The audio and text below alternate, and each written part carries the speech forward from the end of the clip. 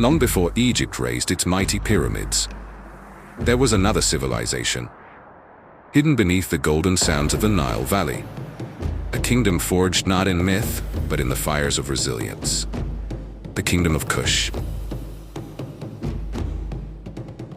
Here, in the land the ancients called Taseti, the land of the bow, warriors, traders, and kings carved out a legacy of power and pride.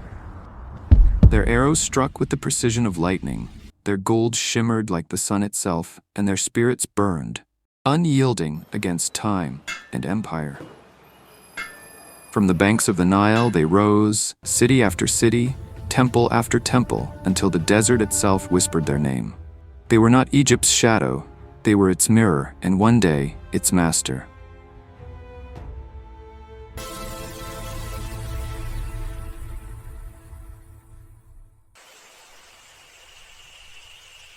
From the silence of the desert, a heartbeat began to echo along the Nile.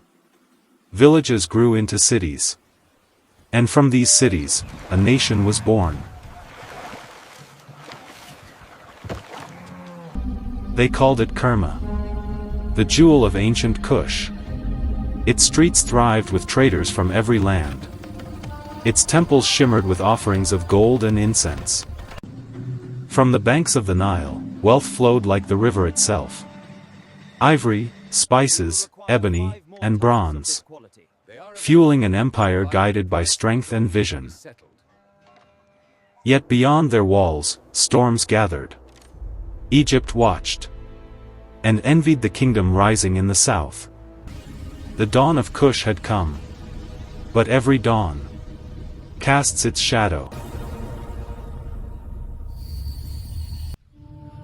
Yet from that shadow came brilliance. The dawn did not fade, it blazed. Kush stepped into its golden reign. The wars were silenced. And in their wake, cities awakened. From Nepeta to Meroë, temples gleamed beneath a forgiving sun. And kings ruled with wisdom carved from fire. Gold flowed like water through their hands. Iron forged their destiny.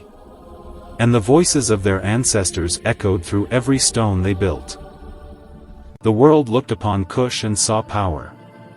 But beneath the glory, destiny stirred again. But even in gold, shadows stir. From across the sands, the echo of ambition grew louder. The banners of Egypt rising once more against the horizon. They came not as traders, but as conquerors. Steel met spirit, and the silence of peace shattered. The deserts that once carried songs of harvest now trembled beneath the drums of war. Kushite spears rose like lightning against the tide. Their kings would not bow. From Nepeta to the borders of the Nile, the sons and daughters of Kush fought. Not for conquest, but for survival. And as the sands turned red beneath the setting sun, the world watched. As two empires clashed. And history was rewritten in fire and dust.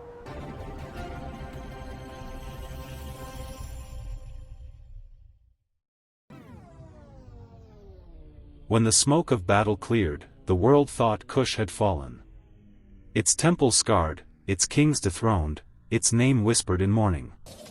But the spirit of Kush does not die so easily.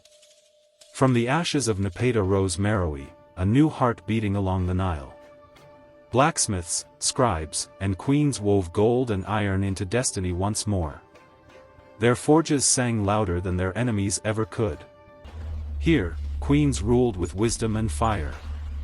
Amen-Arenas, a monitor, names that defied the silence of empire. They faced Rome itself, and did not bow. Empires fall, yet echoes endure.